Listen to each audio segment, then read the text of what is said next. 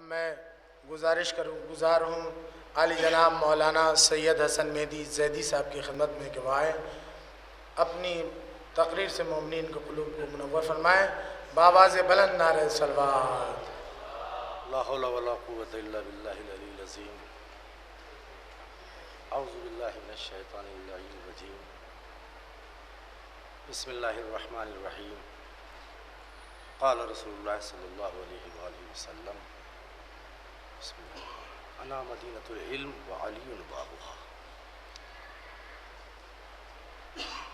حضرات،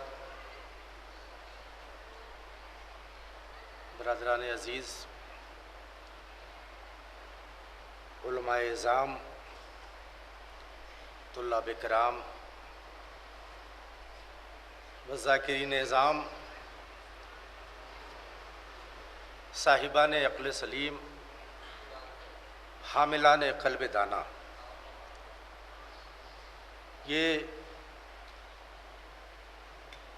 بڑی ہی مسرت کی گھڑی ہے اور موقع شکر ہے کہ ہم جو خواب صرف اپنی ذات تک محصور کیے ہوئے تھے، انہیں پھولنے اور پھلنے کا موقع ملا۔ ہم تمام طلاب کی جانب سے شکر گزار ہیں سرکار امیر العلماء اور جملہ اساتذہ اعظام کے کہ انہوں نے ہمارے لیے ہماری توقع سے بڑھ کر کچھ کرنے کا سوچا اور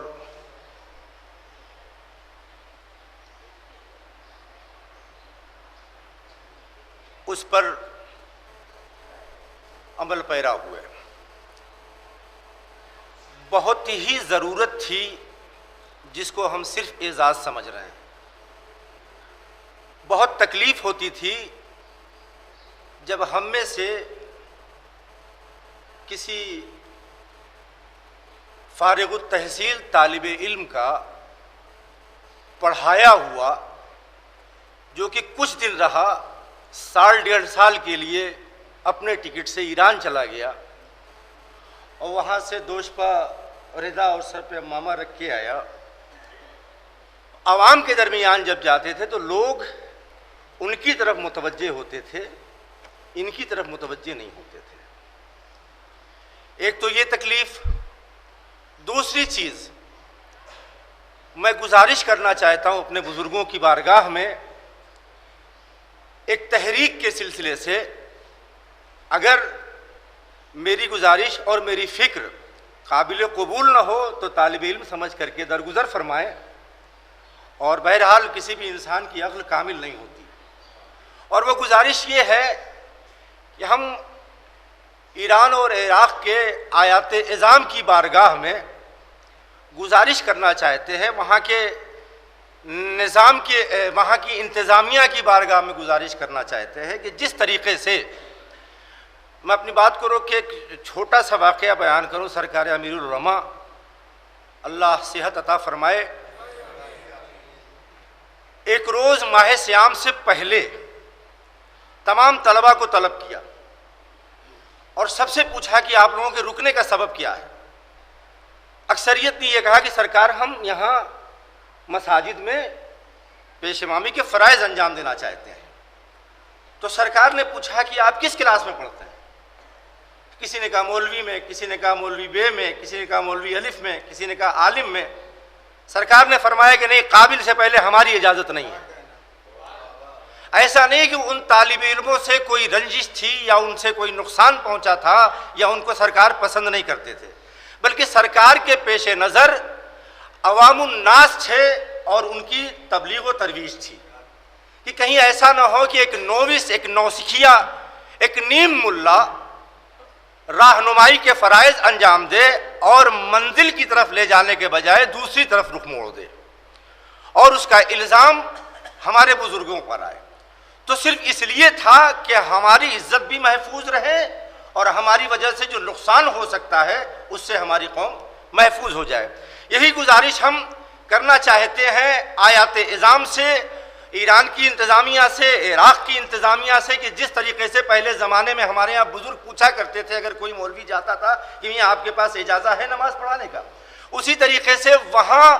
پر ایک نظام بنایا جائے، ایک معیار قائم کیا جائے کہ اس کسوٹی پر جو کھرا اترے گا ہندوستان اور پاکستان کے طلباء میں سے انہی کو عمامہ دیا جائے گا۔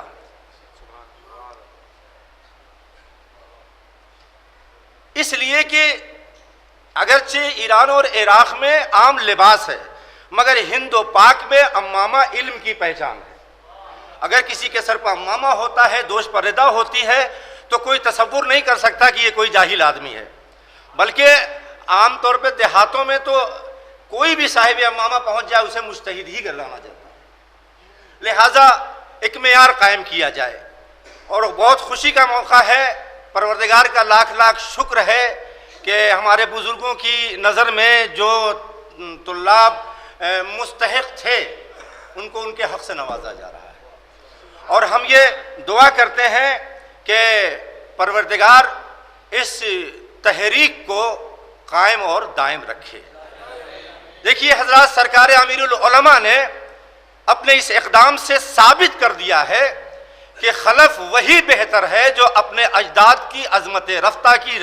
امین بن جائے، اور خدا سے یہی دعا ہے کہ پروردگار ہم کو اس راستے پر چلائے کہ ہم اپنے بزرگوں کی عظمت رفتہ کے امین بن جائیں۔ ہمیں دیکھ کر کے ہمارے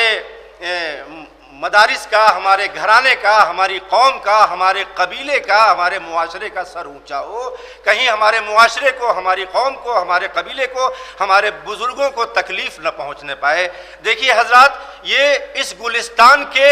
مالی ہیں، یہ باغباں ہیں، اور آپ اس گلستان کے پھول ہیں۔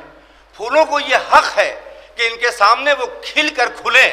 تاکہ انہیں یہ احساس ہو جائے اور اطمینان ہو جائے کہ جن پھولوں کو ہم نے سینچا ہے وہ کھلنے کے لائق ہو گئے ہیں۔ اور آخر میں نہ جانے کس شاعر کا شعر ہے لیکن بہت اچھا ہے، میں اسے آپ کی سماعتوں کے حوالے کر کے اپنی بات کو ختم کرتا ہوں، چونکہ مجھے 1:20 کی فلائٹ ہے میری، آپ کے گاؤں سے حیدرآباد جا رہا ہوں مجلس کے سلسلے سے، کہ دوش پر ڈالو ردا اور سر پر عمامہ رکھو، دوش پر ڈالو ردا اور سر پر عمامہ رکھو، ہاں مگر بدنام مت کرنا خدا کے واسطے۔